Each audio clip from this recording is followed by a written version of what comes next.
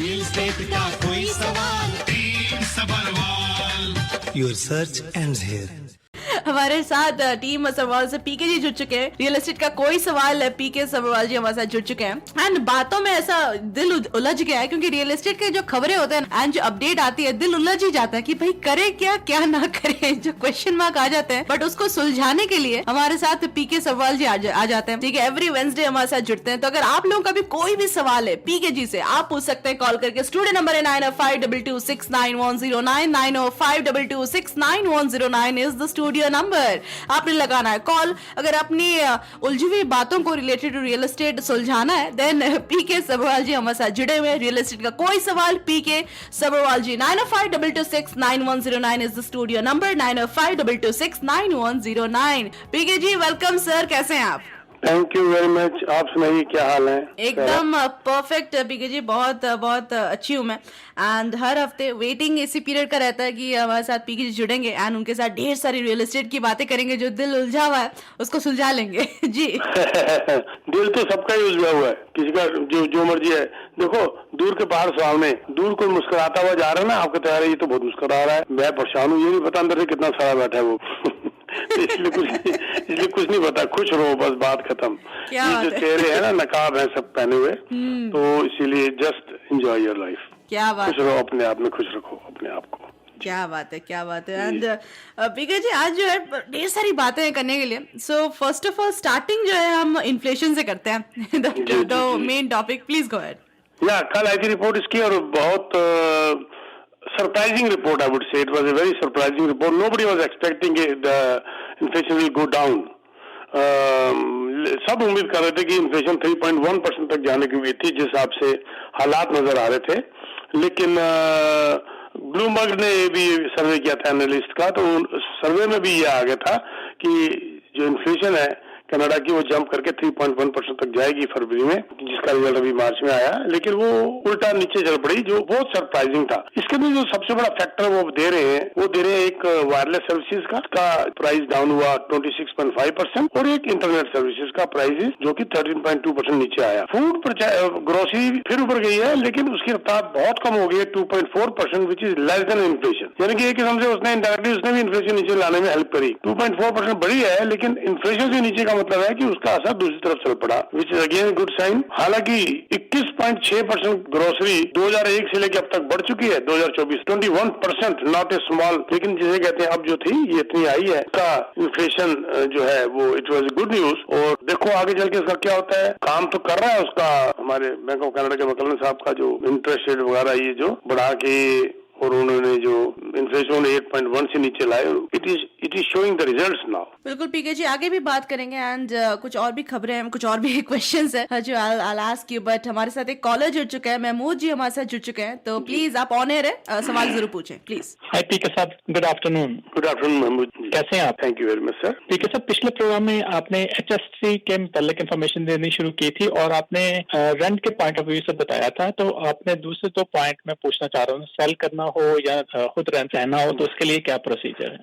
देखिए महमूद जी, मैं आपको पहले बड़ा क्लियर बताता हूँ। पहले भी किसी शो ने पूछा था, पर उन्होंने यही चीज किसी और तरीके से पूछी थी। ये HST पहली बात नहीं होती, इसको HST मत कहिए, HST रिबेट होती। जी HST रिबेट है, ये रिबेट है, HST नहीं है।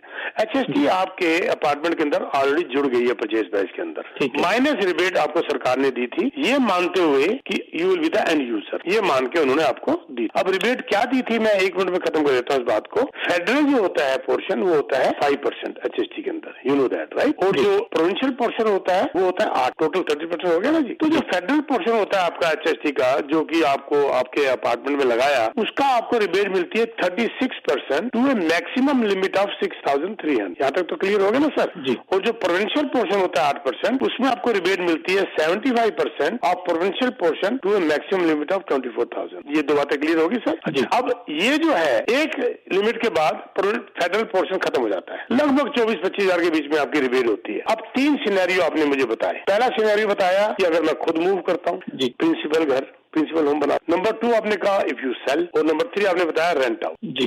अच्छा, अगर आप खुद मूव करते हैं, जब आपकी क्लोजिंग आएगी तो आपका लॉयर आपसे पूछेगा, वो आपको एक फॉर्म भरना पड़ता है लॉयर को कि आप खुद मूव कर रहे हैं या बेचेंगे या रेंट करें। आप अब पहला सिनेरियो है कि आप खुद रहेंगे, तो आप उसको बोलेंगे कि मैं खुद रहूंगा, तो आपको कुछ भी नहीं करना। स्केड्यूल 3 होता है जो कि वो आप भर के लॉयर भेज देगा सीआरए को भी, सबको, और आपने कुछ नहीं करना, मौज करो अपना, आपको रिबेट मिल गई, अपना घर के अंदर जाओ रहो। पहला सिनेरियो बन गया, ठीक है। दूसरा सिनेरियो, अगर आप बेचते हैं तो आपको ये एचएससी रिबेट जो मिली थी, जो बिल्डर से एक एग्जैक्ट कैलकुलेशन करके आपके लॉयर के पास आ जाएगी, वो आपको क्लोजिंग में सबमिट करानी पड़ती है, बिल्डर को वापस देनी होती है। वो चला गया आपके हाथ से, क्योंकि आपने कहा है कि मैं इस घर को बेचूंगा विद इन ए ईयर। बेचने के लिए एक परिभाषा है with in a year, with in 365 days. होगी क्लियर बात। नंबर 3, आप कहते हैं मैं तो रेंट आउट कराऊंगा। अब ये टीडीएस क्वेश्चन हो गया, जिसके अंदर आपको एचएससी रिबेट वापस लेने का बड़ा सिंपल तरीका है। अब रेंट में चढ़ाते हो, सीआरए ने ये देखना होता है कि आप उस घर को अपने पास 365 डेज के लिए रखते हो कि नहीं रखते। अगर आपका रेंट में नहीं चढ़ा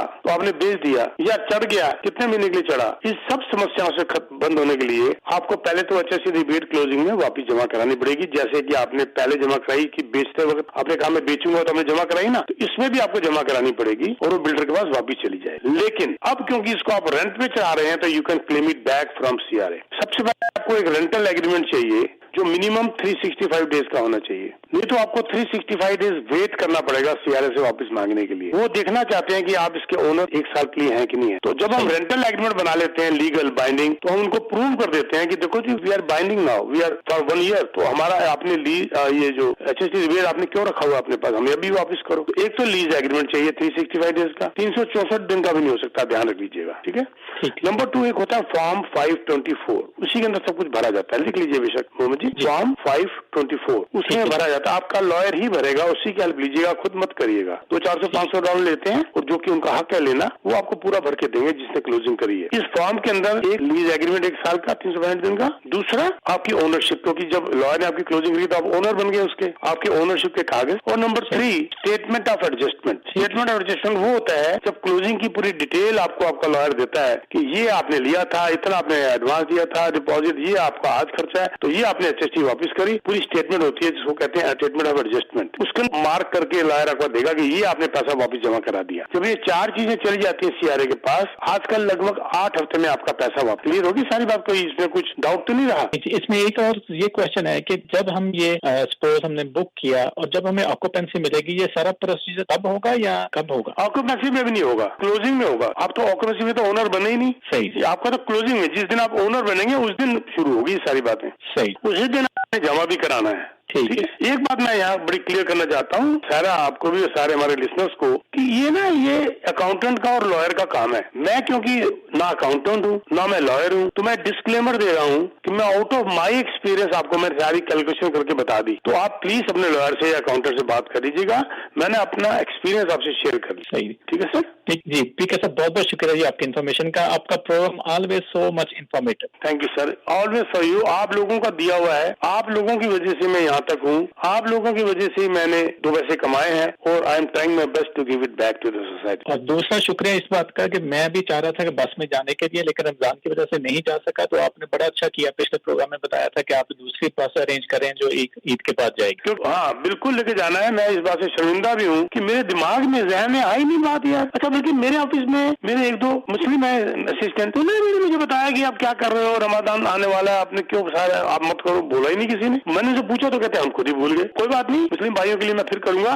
पर एक ही कंडीशन उसके अंदर है, अगर ये जो डिस्काउंटेड वाली मेरे पास जो इंसेंटिव से बचे रहेंगे, तो अगर इंसेंटिव ही नहीं रहेंगे तो फिर ले जाने का क्या फायदा होगा। जी सही बात। अदरवाइज तो मैं लेके जाऊंगा जरूर, एक नहीं 2 बसें। चलिए बहुत बहुत शुक्रिया जी, thank you very much. Thank you very much, thank you, all the best जी। पीके जी हमारे साथ एक बात एक और भी बताओ। कॉलर जुड़े हुए हैं। जी जी प्लीज गो अहेड। बताओ कि हाँ जी। जैसे इन्होंने तो घर खरीदा था और सब कुछ था, आपने तो नहीं खरीदा, पर एज ए लेमैन आपको भी मेरी बात समझ आई थी क्या? जी बिल्कुल पीके जी, आप वही तो आई थिंक एक बहुत बड़ी स्ट्रेंथ है, जब आप एक्सप्लेन करते हैं ना, you explain in a very simple term, तो समझ में जहन में आ ही जाती है कि डिफरेंस अच्छा। क्या है क्या नहीं है। साधारण शब्दों में अगर बात कही जाए तो मुझे लगता है आराम से समझ आ जाती है। तो क्योंकि एक जो बंदा नहीं भी ये तजर्बा किया तो उसको भी समझ आ जानी चाहिए। My mother was a teacher, मैं उनसे बहुत कुछ सीखा और मैं भी टीचर रह चुका हूँ। एक्चुअली मैं आपको एक अंदरूनी घर की बात बताऊँ, प्लीज बोलना मत किसी को, ठीक है? बिल्कुल।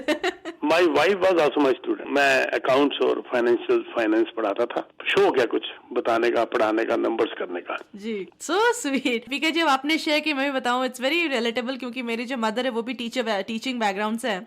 जी। तो मेरे जो Very नाना nice. जी थे, ही वाज, वो भी टीचर थे। मेरे जो मामा जी है वो भी टीचर है, वो प्रिंसिपल रह चुके हैं। मेरी मदर भी टीचर बैकग्राउंड से, so that thing is there, so I understand. तुम भी तभी फटाफट कैलकुलेशन कर लेती हो उसको, इसीलिए ना। वेरी नाइस, जीन्स में चला आ रहा है।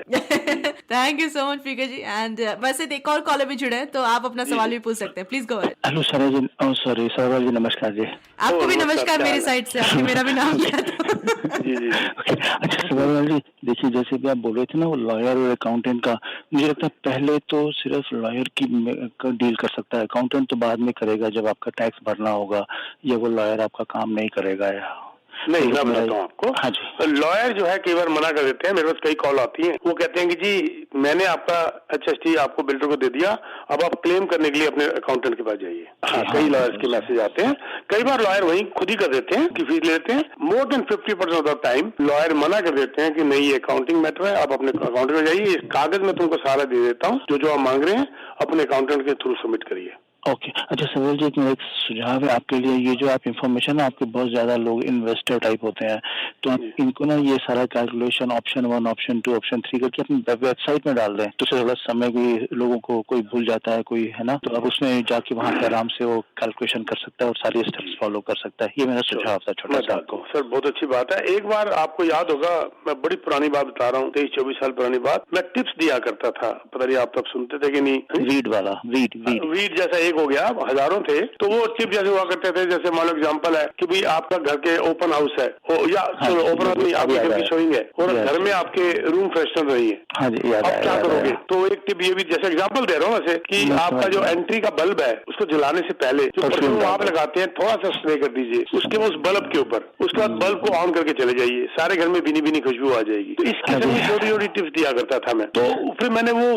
हजारों टिप्स अपनी वेबसाइट में डाल दी। आप यकीन मानिए, कट एंड पेस्ट करके कई रियल्टर्स की वेबसाइट में वो टिप चली गई। Cut and paste copy. अगर मैंने स्पेलिंग की गलती भी करी ना, कि स्पेलिंग की गलती, उसके यहाँ भी स्पेलिंग की गलती भी पड़ी। मतलब उस महानुभाव ने ये भी नहीं पढ़ा कि भी कम से कम स्पेलिंग तो मैं ठीक कर लूँ, राइट। तो मैंने वो सारी उड़ा दी फिर वहां से। इसलिए नहीं कि नकल हो रही, इसलिए कि जब वो बिजनेस का एक पॉइंट था, क्रिएट किया हुआ आपका, बात हो जाएगी, क्रिएट किया हुआ आपका, वो लोग कॉपी कर लें। जी जी, कॉपी नहीं।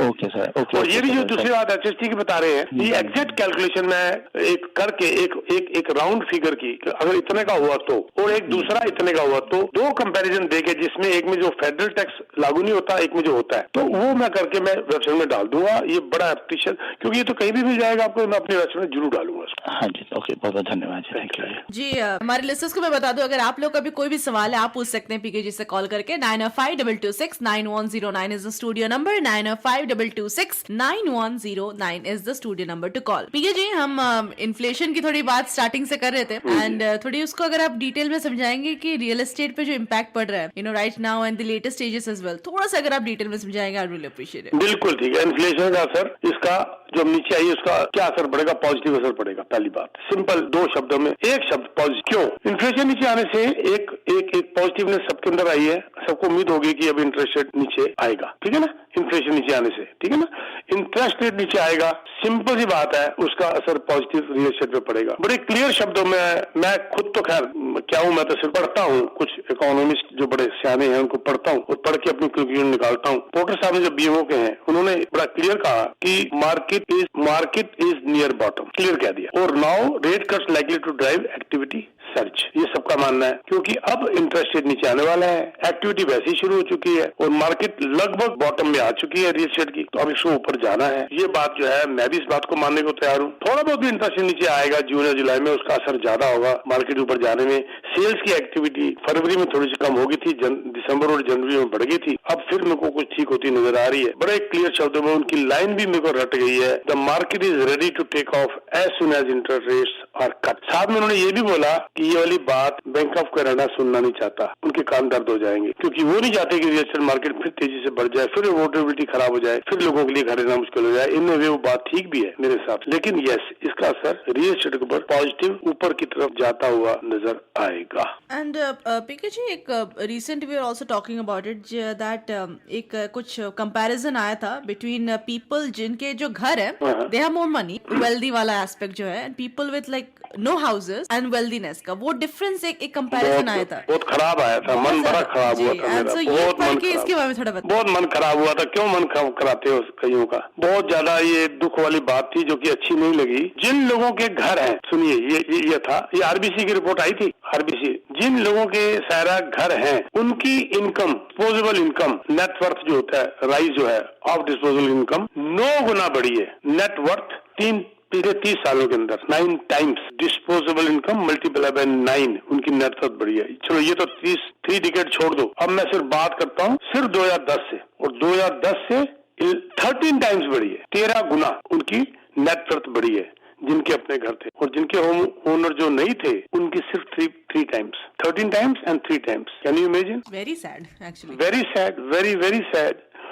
और ये खबर भी लेटेस्ट आई है, 2/3 ऑफ कैनेडियन हाउस होल्ड, यानी कि लगभग फिगर भी दे दिया उन्होंने, मैं 2/3 वैसे बोल रहा था, वैसे 68% है, वो अपनी इनकम, जो सिर्फ इनकम के बेसिस के ऊपर घर अफोर्ड ही नहीं कर सकते, अब खरीदना अफोर्ड ही नहीं, रखना ही नहीं अफोर्ड कर सकते, अफोर्ड ही नहीं कर सकते उसको मेंटेन करना। 68%, 2/3, अगेन वेरी बैड। और इसी के ऊपर आपके वाई मीडिया ने भी रिपोर्ट दी थी, मुझे याद है, आरसीएमपी की रिपोर्ट आपकी आई थी ना, पुलिस की रिपोर्ट जो आई थी अभी, जी जी, आरसीएमपी की, आप ही के वाई मीडिया की रिपोर्ट थी। और उन्होंने क्या रिपोर्ट दी थी? ये जो हालात बन रहे हैं स्पेशली यूथ के साथ, जिनकी एम्प्लॉयमेंट खराब हो रही है, नहीं मिल रही, जो घर का सपना जिनका खत्म हो गया, दिस में डिस्टेबलाइज कैनेडियन इकोनॉमी। अगर यंग बच्चों को हालात ये रहे, और उन्होंने रियलाइज किया कि they won't own A home, जो हालात चल रहे हैं, और ऊपर से जॉब की प्रॉब्लम, ये दुख वाली बात है।